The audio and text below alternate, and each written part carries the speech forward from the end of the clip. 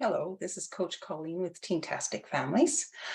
I enjoy talking to you on these different videos. If you don't want to miss any videos, hit the subscribe button down below and the notification button next to it, and it'll notify you when I send out a new video, which is pretty much weekly.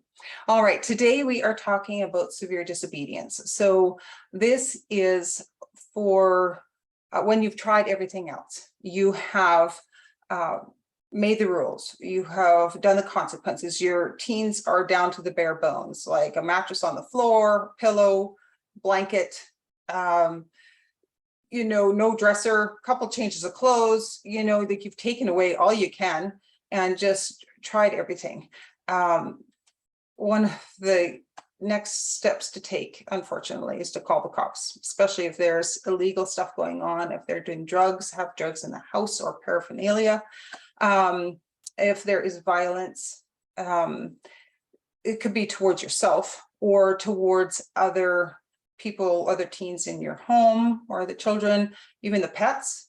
If there's violence, you need to call the cops. For one thing, it shows the others in your house, first of all, that they are safe, that you will not put up with violence, and that they feel safe in the home. Also, too, it shows them that there are further consequences, that that you do stick to your rules, that you do follow through. And if they even push past those, you will call the police, and they know for themselves then what to expect, and they will respect you. And unfortunately, respect is earned. And even with our teens, we earn respect whether we realize it or not.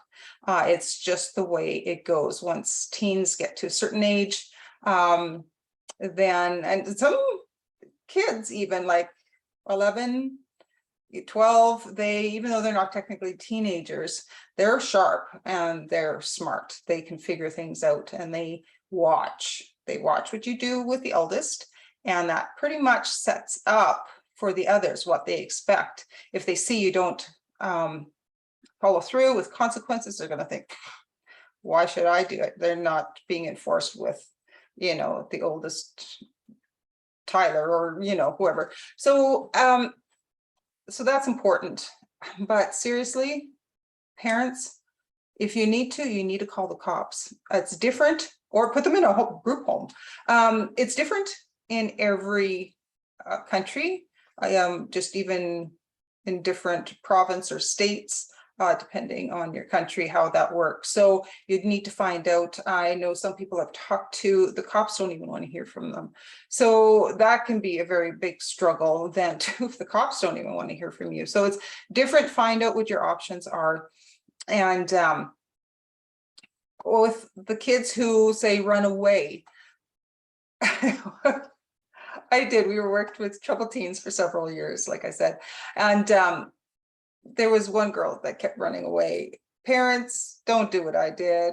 I got in my vehicle, drove around the town we were living in, and looked for her. So, you know what? It doesn't do anything. If your teen doesn't want to be found, you are not going to find them.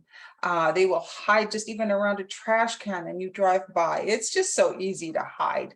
Parents, don't do it. For one thing, you are being controlled by them. They run away, you run after them. No, parents, you are in control. You do not want to be a puppet on their string, where they make moves and you jump accordingly. You do not want to get that in place in your home, because you will be exhausted. And if they come home then and you rag on them, like, I went out and I drove around and I was looking for you, and you can get all upset and emotional. You can even cry. They don't care.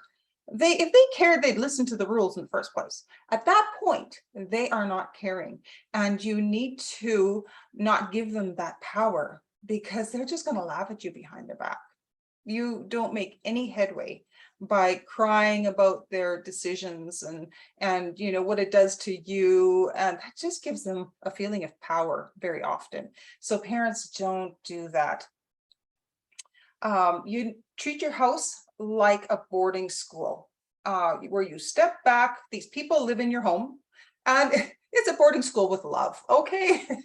You can love them, but first of all, you need to set the rules and have the consequences, right? Like a boarding school, you have to have rules, even schedules, wash day, chores. Like this has to be done once a week. It's good if for laundry, get your teens to do their own laundry. They need to learn that. Those are life skills that they need to learn when they move out. That's why chores are so important. You know, they're life skills. You just don't magically learn the discipline to clean out the dishwasher, you know, or fill the dishwasher, you know, do any of these chores regularly unless you've been taught as a child. And I know this because I wasn't taught that by my natural mom. My stepmom had to teach me that because we didn't have a clue. And so you don't learn these things by osmosis. Teach your kids. It's a pain in the butt, but it's part of being a parent. So make these rules, stand by them, and yeah, you'll get more success by being direct. And I know personalities come into play. A lot of you are softies. I used to be a lot softer. When I first started working with troubled teens, I'd give them the rules saying, you know, Woods Homes, the company we worked for, they have these rules, and, you know, some are, you know, a little hard, but we have to follow them, you know. I mean, after several years, it's like, I printed up a pamphlet. I said, here are the house rules. If you can't abide by them, this isn't the house for you. So, these things are learned. And so you can do it too. You can do it too. It just takes practice. It's great if you have another friend who's going through the same thing. You can be accountable to each other. That's why my groups are great, is because we keep each other accountable, and we build on things, you know, like 1 week we're working on this, and next week we've stepped it up a bit, but how are you doing on this, the other things we've been working on? It kind of builds. And so it's great if you have an accountability partner, or I have groups that I run. You're welcome to email me and get in contact with me if you want to find out more, but we'll talk about that in a bit. So just stick to the facts when it comes to your kids. Actions equal consequences. And you know what, that's just even in life. You know, when you're debating to make a decision about something, you do the pros and cons, right? That's the same thing with doing rules in your house. There's actions, and if you say yes to that action, these are the consequences. You get privileges, you get all these things. If you say no, these are the results, and you won't like them as much. And sometimes when we talk about